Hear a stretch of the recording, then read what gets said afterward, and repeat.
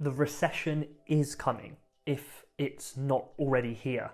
Inflation is at an all-time high and recovery doesn't look in sight.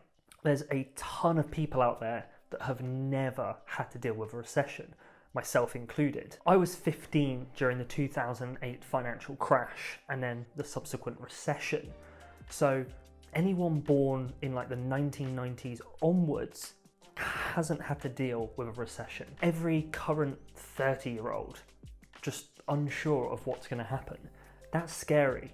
Now, by the definition of recession, it's not quite here yet, as it's recognised by 2 consecutive quarters of decline in GDP. Q3 was a reduction on Q2 this year, and Q4 is looking that way too, and that will then officially mark a recession. However, it is still up for debate. So let's take a look at a hypothetical. What happens when it truly hits? Firstly, when the economy is in a recession, incomes stagnate or drop and decline. Businesses need to save money, so they reduce current employees' hours, halt all pay rises, and let employees go. Income inequality also tends to worsen during a recession because it hits the middle and the lower class more. Secondly, in a recession, unemployment rate increases. Obviously, people who are currently looking for work and actively looking for work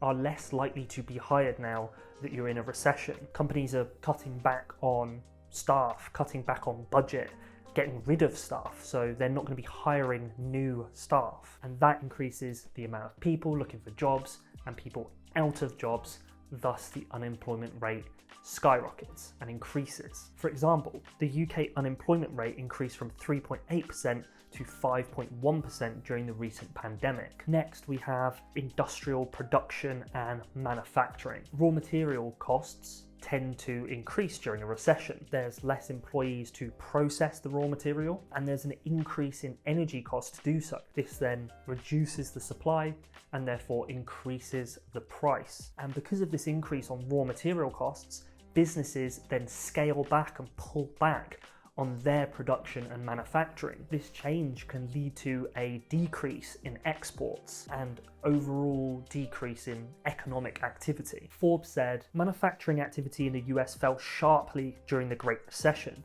as businesses reduced production and laid off workers. During this particular recession, employment in manufacturing declined by 10%, and the manufacturing sector only began to recover in 2010.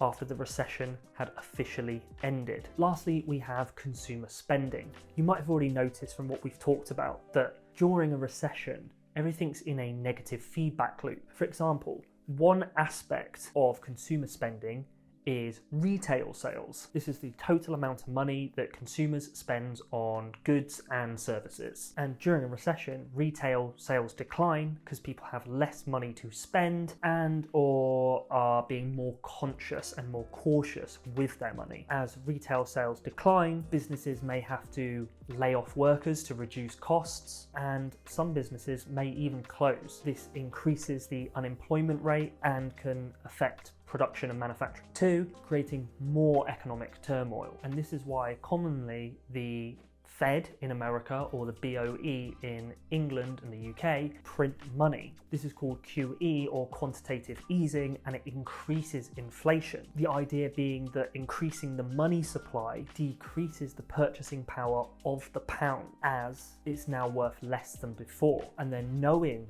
that every month you sit on your money, it's losing purchasing power, you actually go out and spend it. And this stops that negative feedback loop that we talked about earlier. You go in, spend that money, therefore retail sales stay the same or increase, people don't lose their jobs, unemployment rate doesn't increase, etc., etc. An argument can be made that printing money isn't the answer, and I'll admit I am one of those people that believes that. And short term, it would be brutal, but long term, I think it's a better option. Peter Schiff has a great video of this discussing a recession and discussing these hardships and dealing with this complex issue on his YouTube channel. I'll link it down in the description below.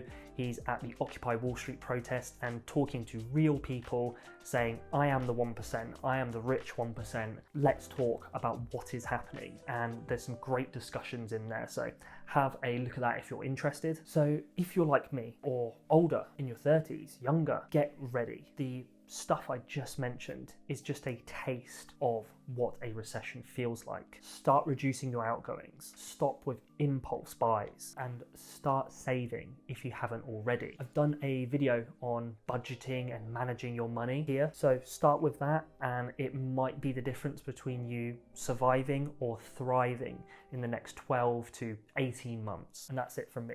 Catch you on the next one.